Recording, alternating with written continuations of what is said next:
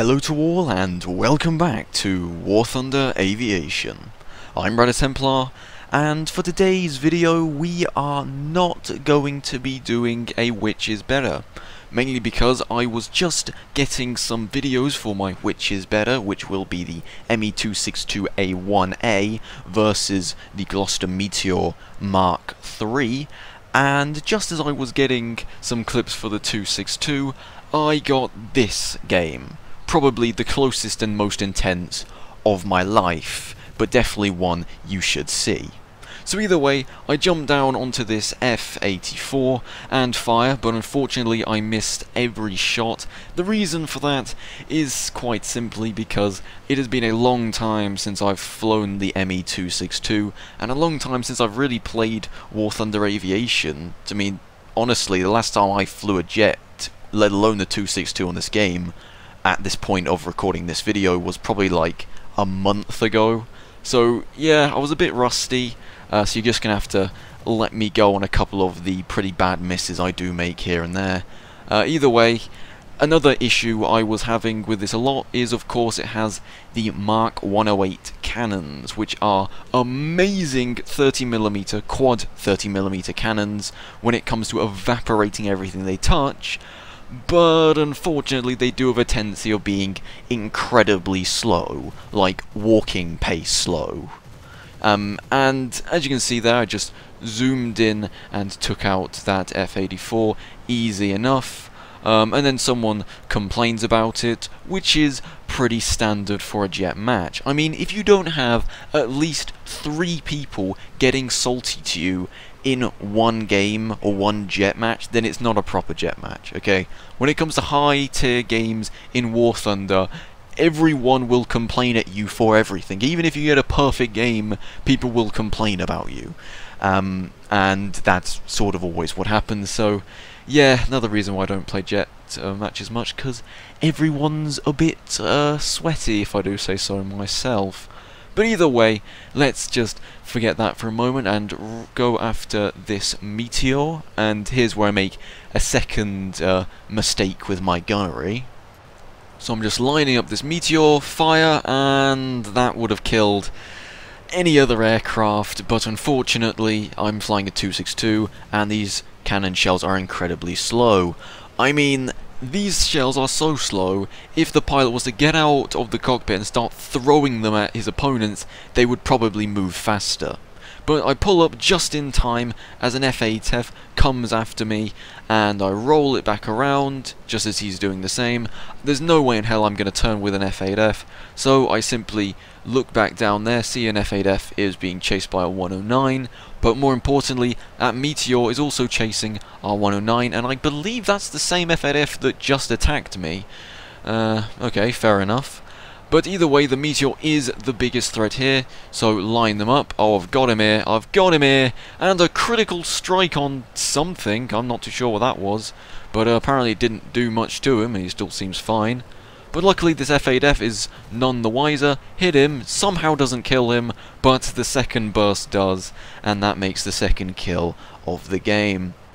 And speaking of burst firing with your 262, and one thing you may have noticed is that I have a tendency of hitting enemy aircraft in this thing, and then they just sort of be alright with it. I mean, the first burst I hit with that F-8F only got hits on it, even though I'm using quad 30mm cannons here, okay? So, in real life, just in case you're not aware, it only took about a burst of quad 30mm Mark 108 cannons to destroy B-29s, for God's sake, let alone F-8Fs, so I'm not too sure why the cannons in this game are drastically underperforming to their real life counterparts. But then again, this is Gaijin we're talking about here, and well, they're not exactly known for their historical accuracy, or balancing, or, you know, caring much about anything in their games other than making a lot of money. But either way, back to the game, and as you can see, there's an enemy attacker there that's running away, and well, I don't have enough ammunition to continue the chase, and fuel's getting a bit on the low, so I might as well head back to base. Now, after I've spent the rest of my ammunition on these ground targets, of course. And yeah, time for a bit of RTB back to base. And as we just come down to a nice easy stop, you'll notice I'm looking over my shoulder a lot. That's because the AA guns are firing, which means there's enemy aircraft around, and just in case I needed any more evidence, there is the dropping of a bomb there from a B-29, which is, you know, a perfect time to be landing on a runway when B-29s are dropping bombs on you. And as I look up here, there is the culprit there. But oh well, it's nothing to worry about. Just one B-29 isn't going to cause any means of significant damage to our base. Or so I thought, until there's that.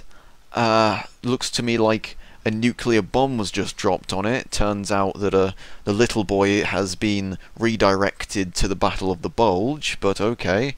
But either way, 2 still isn't anything to worry about. Although in saying that, 3, and there may be a cause for alarm.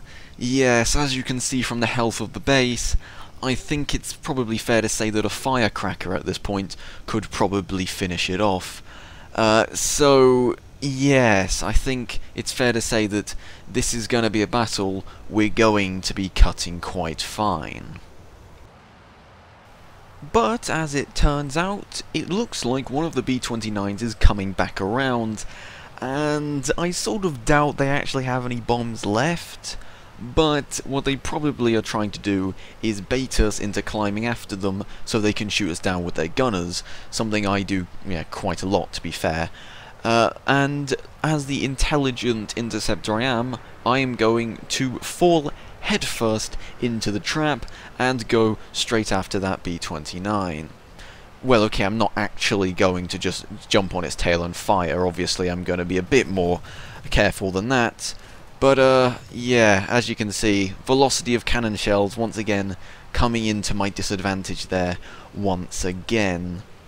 And at this point, a whole lot of this sort of cat and mouse chicken game we're playing happens, so I might as well just speed this all up a bit.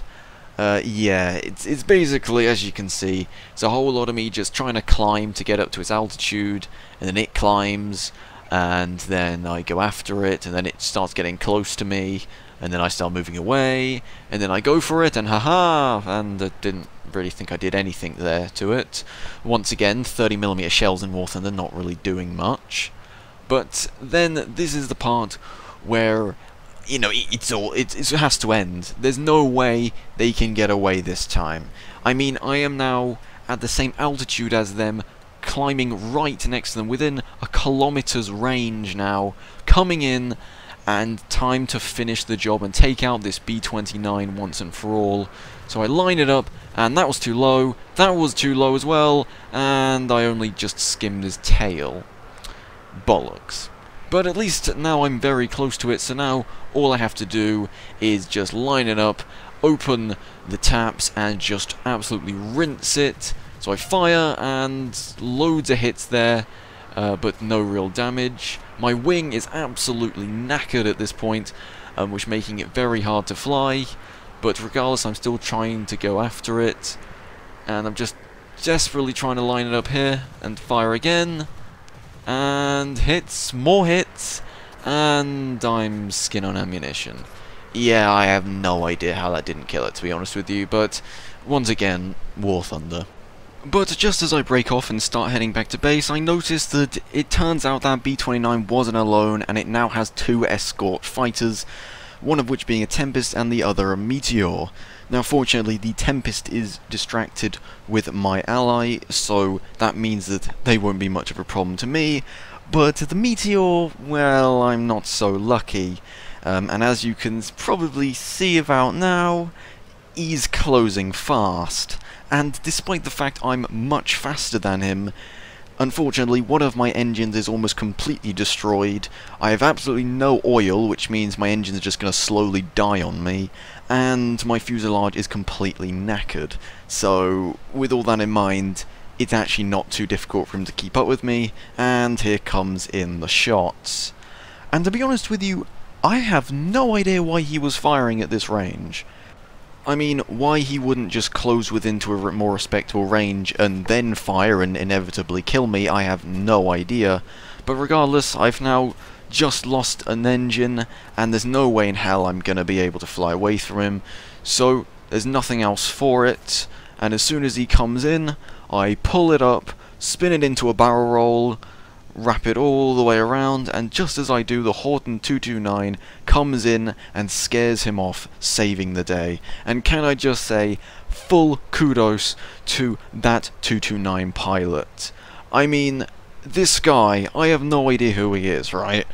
This is the only game I've ever played with him, but this guy is an absolute legend, and if it not for him, we would have undoubtedly lost this game.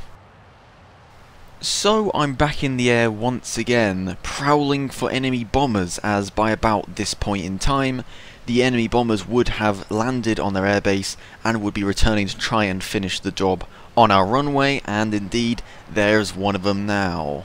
So, quite simply, I go for a head-on with it, as that is the position of which the B-29 is at its most weak. Line the guns, he starts to fire at me, but luckily 262s are built like tanks, and open fire, get a fire, and rip his wings off. Thank you very much. There you go, that's a lot more realistic to what 262s actually do to B-29s. But anyway, now with that threat gone, I'm now going to turn back around and continue my patrol of the perimeter around our base, as that's basically all I can do at this point. And after some flying, I notice a second dot over there, so I'm just currently heading towards it, and I believe this is the last enemy B-29 as the one I shot at. You know, he's way too damaged to have been able to land and get back into the air, so as far as I'm concerned, this is the last B-29 they've got. And just as I'm coming in, just telling my ally, and yeah. For some reason, my recording software decided, hey, I know what would be great if I just stopped recording. So now the rest of it's going to have to be on the replay from War Thunder, so I do apologise, but there's just nothing more I can really do. So anyway, back to where I was, and now you can't see the chat either, so I'm going to have to tell you what I was saying. And I said to that guy, last enemy B-29 is what I put. And just as I'm on my approach towards that B-29, a Tempest comes for me. I'm more than happy to go for a head-on with him. We both miss each other. And then I do something a bit unorthodox and start turning with him. Now you might say, why on earth would I try and turn with a Tempest? And the reason for this is because I have a lot of energy right now, so I can afford at least one turn with him, and as you can see, he's now convinced I'm going to keep trying to turn with him, when in reality I'm going to break off and head for the B-29 over here, and hopefully take him out, as he is the much greater threat at this point in time. So I'm just coming in now at his side, line it up, and get some good hits, and there he goes. I learnt from the last time I came in and attacked one of the B-29s from the side, you see. And with that gone, the Tempest is a bit unhappy with me and is now trying to chase me away, but of course I'm in a 262 and he's not, so he's never going to catch up with me. And luckily for me, the cavalry has arrived behind me, although he is still a little bit away. And at this point in time I'm leaving the battlefield because I can't afford to turn around.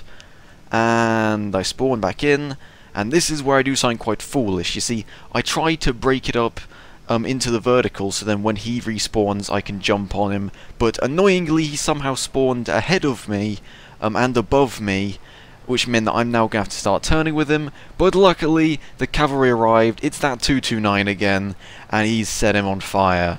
Very nice job. Once again, that's the second time this guy has saved my life now.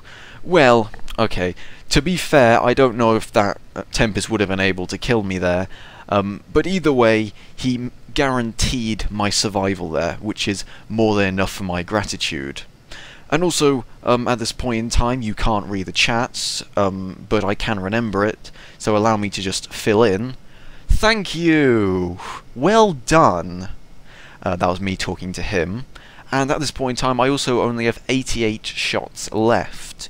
But of course you can't see it because it's in a bloody replay, and as you can see I'm trying to check.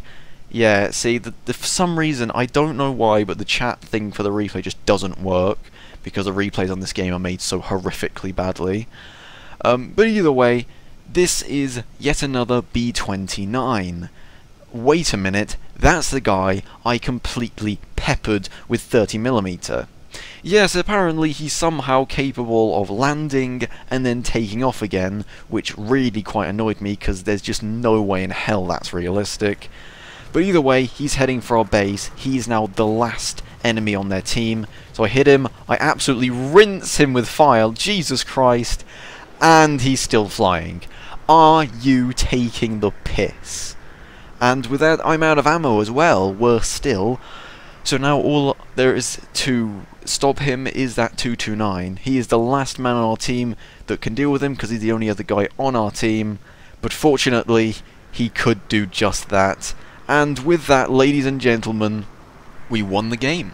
And what one hell of a victory it was. I mean, with me and Fernit Stock over there, we seemingly had no chance. Defeat was inevitable, and yet despite that, we managed to clutch a victory from the jaws of defeat, and pulled off one of the greatest comebacks I think I've ever seen in War Thunder. So, I thank you all very much for watching. Do make sure to like, comment and subscribe, it's always appreciated. And until next time, I'll say I'll see you then.